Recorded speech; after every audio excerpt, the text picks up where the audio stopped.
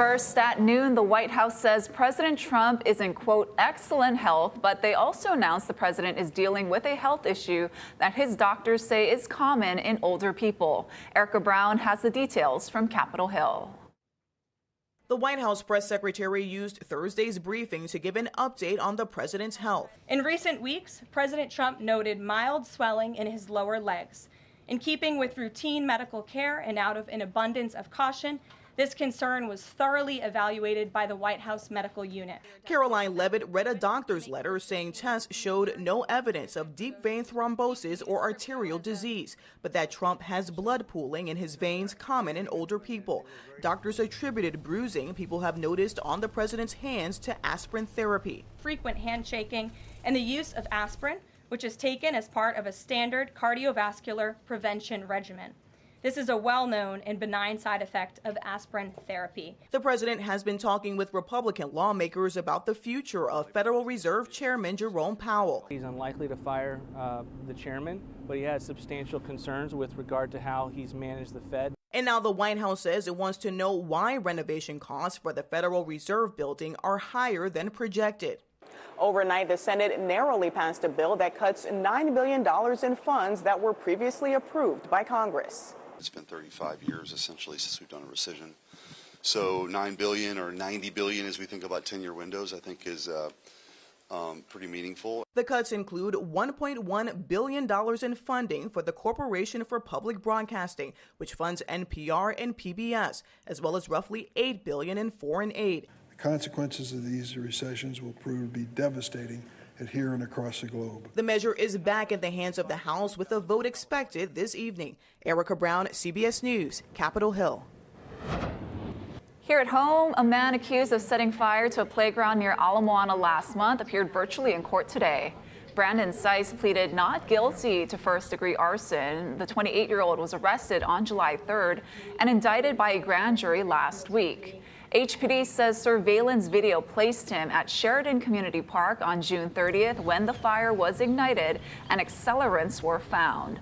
The city is working to build a new playground, which could take at least 2 months and cost up to $300,000. Right now we're using, there's a multi-state contract agency that's helping us out with trying to make both the budgeting and the timeline for this be a little bit more efficient so we can try and get a new playground here as soon as possible.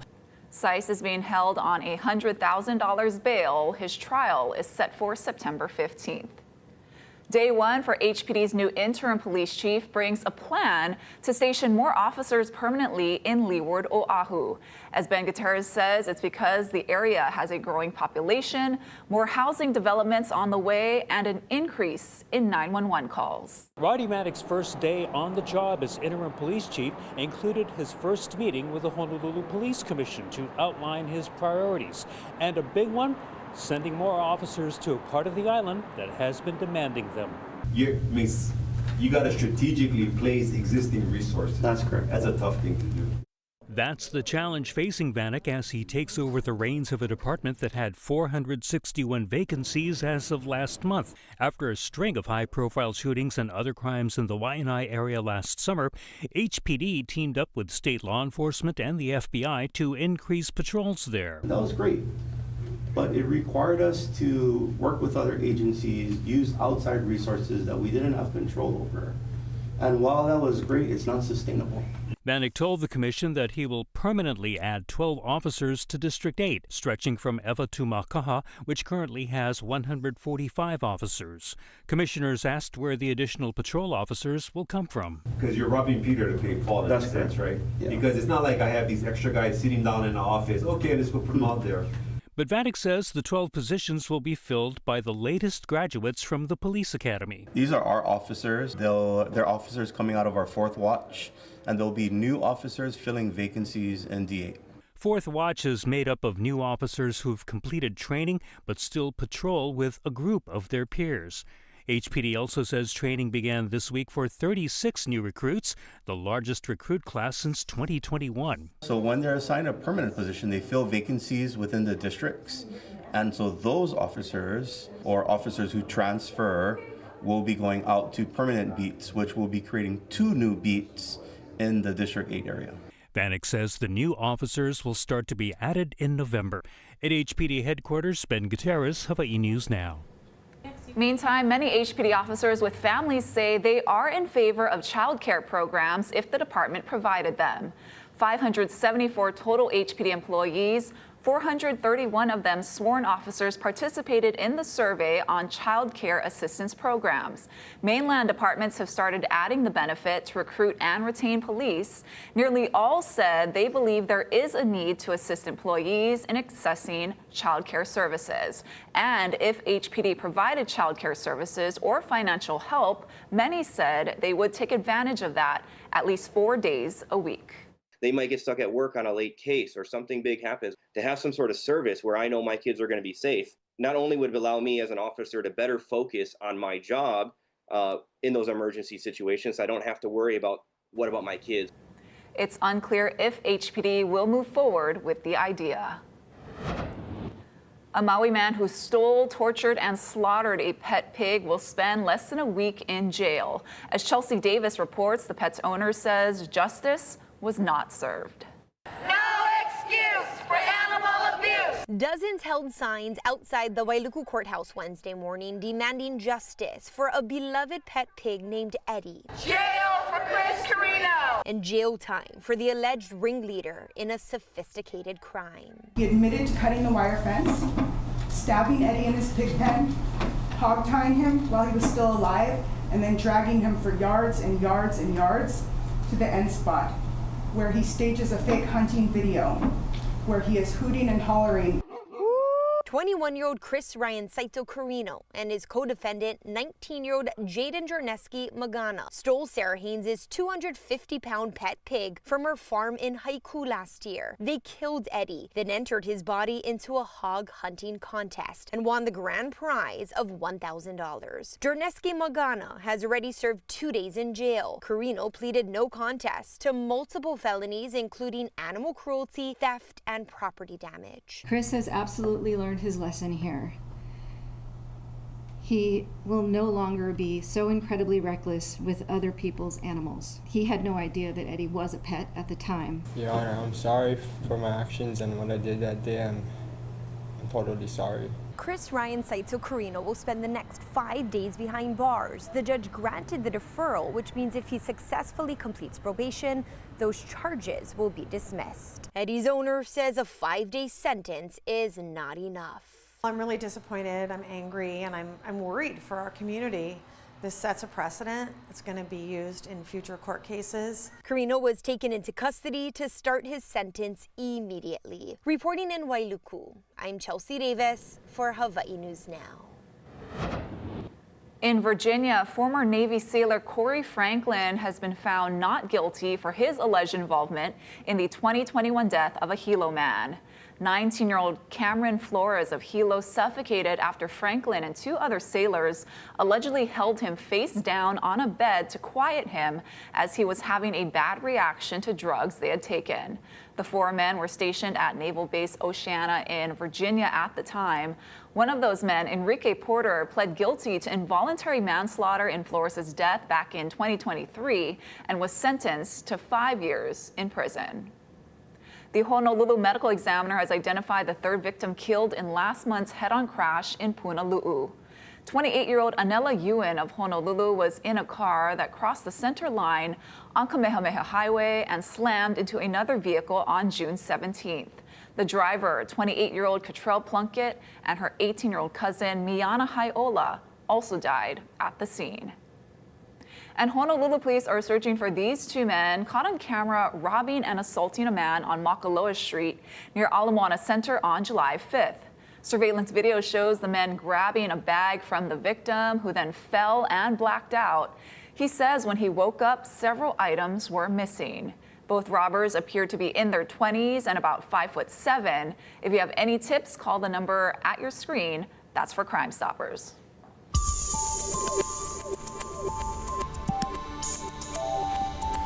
All right, well, happy Thursday, everybody. Here's a quick look outside at our live tower cam. Beautiful out there. We've got a lot of sunshine. A better chance for rainfall, however, as we're going into Friday and Saturday. Outside right now, it's 86 degrees. We're going to be warming up a little bit as we're going into the rest of this evening, getting up to around 87, 88, maybe a few showers overnight, especially as we're looking at windward areas. Here's our first alert futurecast. Going forward, you're going to be seeing a little bit of cloud cover building in overnight. This is around 10 p.m. tonight. The main thing that I want to show you is Friday and Saturday, however, because we've got a better chance for showers out there. A very weak disturbance is going to be moving in. You can see tomorrow afternoon a better chance for rainfall over each of the islands, and then that disturbance continues to move in overnight. The best chance for rainfall right now looks to be overnight Friday into Saturday morning. I'll give you a closer look at this in my full forecast coming up.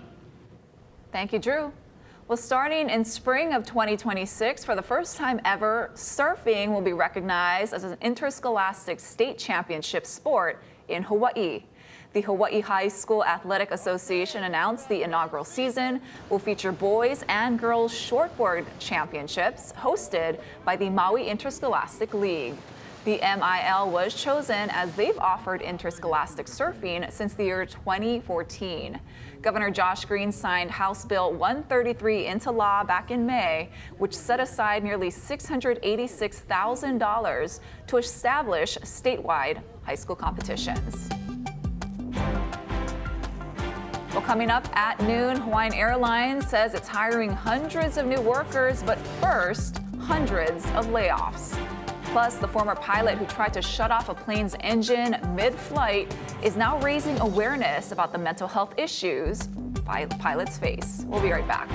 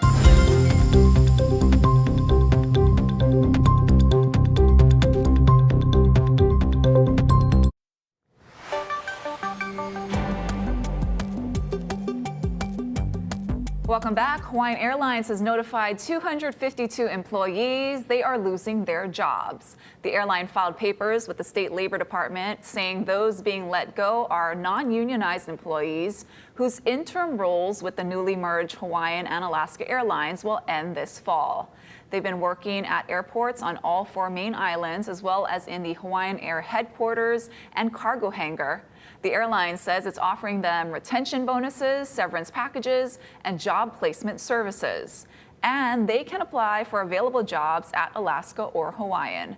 The company says it's hiring more than 800 people for Hawaii-based positions this year.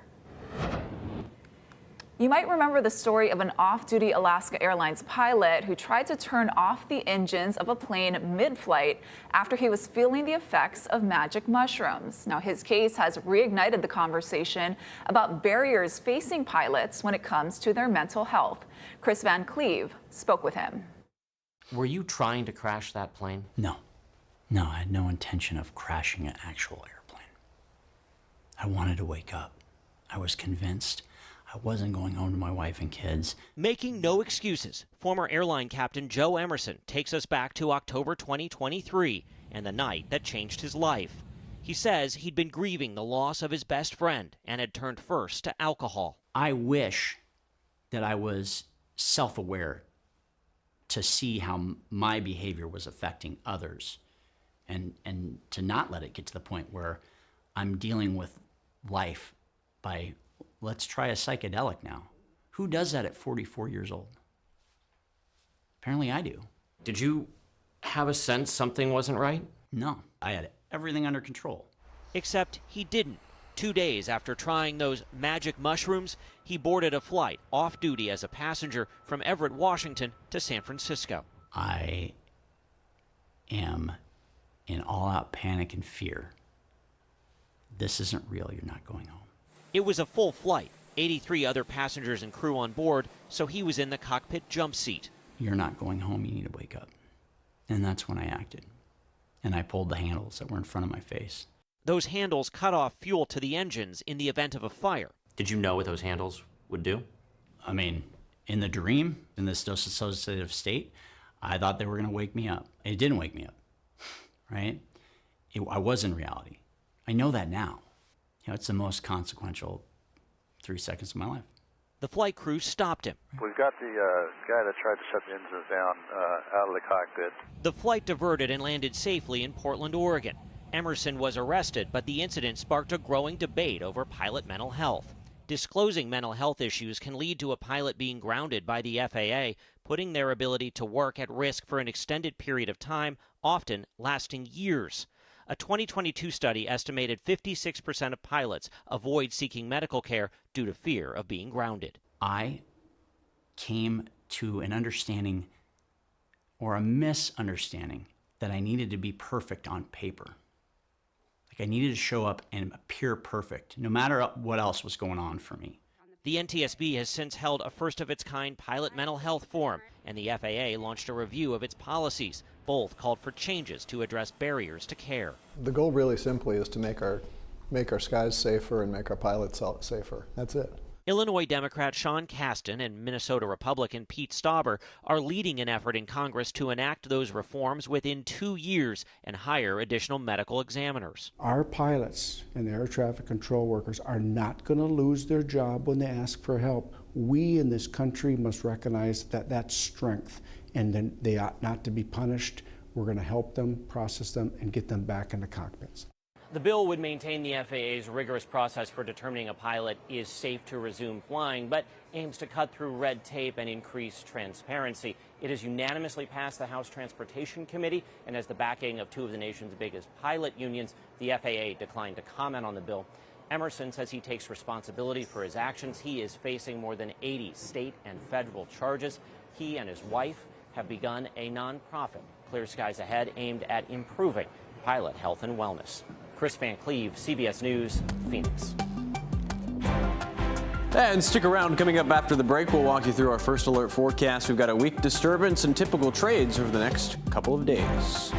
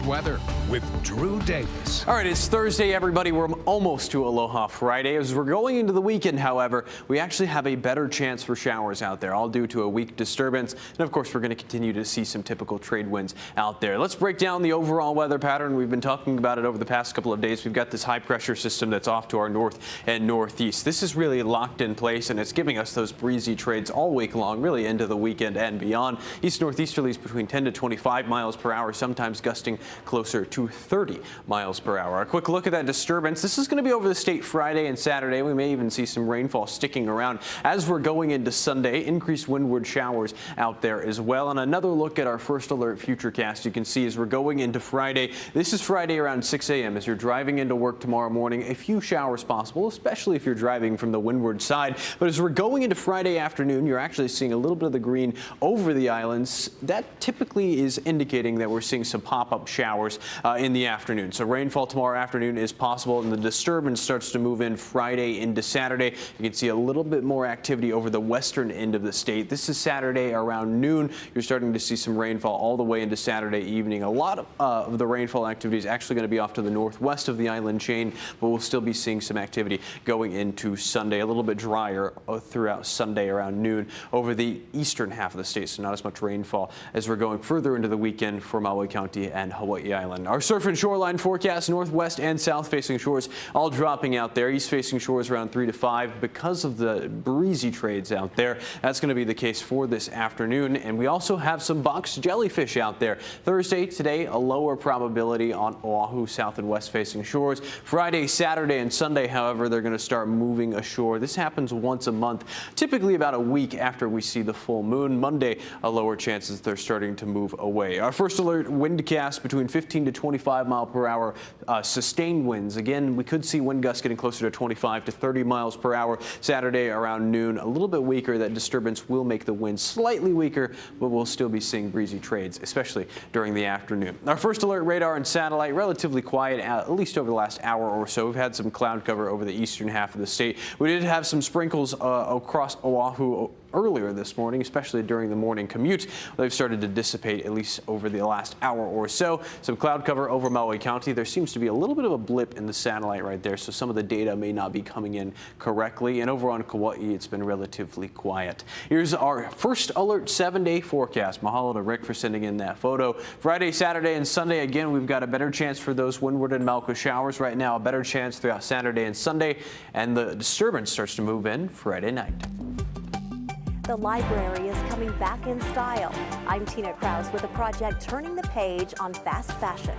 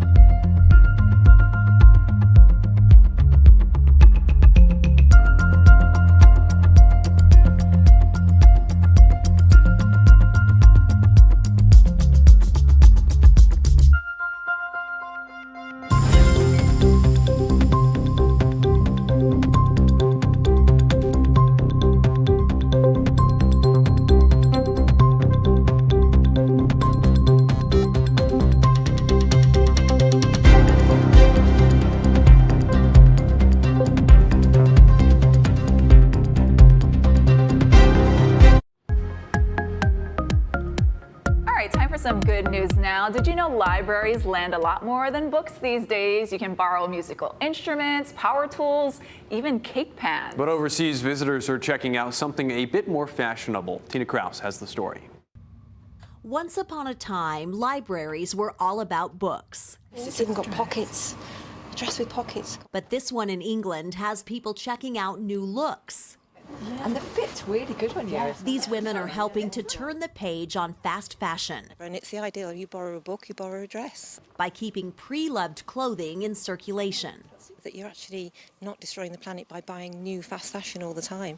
You're borrowing it and putting it back for somebody else to enjoy. How does it make you feel when you see people so excited about this? It's real good vibes. It's a really nice feeling. Lizzie Dibble founded With Love From, a community campaign to cut clothing waste. So anything you donated would be With Love From Tina. And it adds to that idea that pre-loved clothing should be more special because it's got that past, it's got that history, it's got that story. Like a book. Yeah, absolutely, like a book. And that won't cost you anything. It won't cost me anything, and I can have that for 3 weeks, if not longer, if I want to. Do you have your card? Donated clothes are barcoded, just like books. It is completely free. If you've got a library card, you can borrow items. You go and you browse, you choose your items, you bring them to the desk, you beep them like a book, and then off you go. It's really nice to see people celebrating clothing that otherwise would have been sitting in somebody's wardrobe collecting dust. I am tempted to take this jacket for the weekend. Ooh, nice color. The shared wardrobe now has more than 900 pieces and counting. I would love to see this in all communities around the world. A fresh take on fashion. That is a nice red. And a reminder that sustainability never goes out of style. Tina Krause, CBS News, Oswestry, England. I wonder, do you have to dry clean it? Do they clean it I feel like you probably would have to clean it beforehand. Yeah. You also pointed out while we were watching the story, they were all whispering. Oh yes, they're in a because library. They're in a library. It's really cute. It's a very soft-spoken story. How cool. I wish I hope we bring that over here. That's right. Thanks for watching. This is Now. More news first at 4, right here on KHNL. Aloha.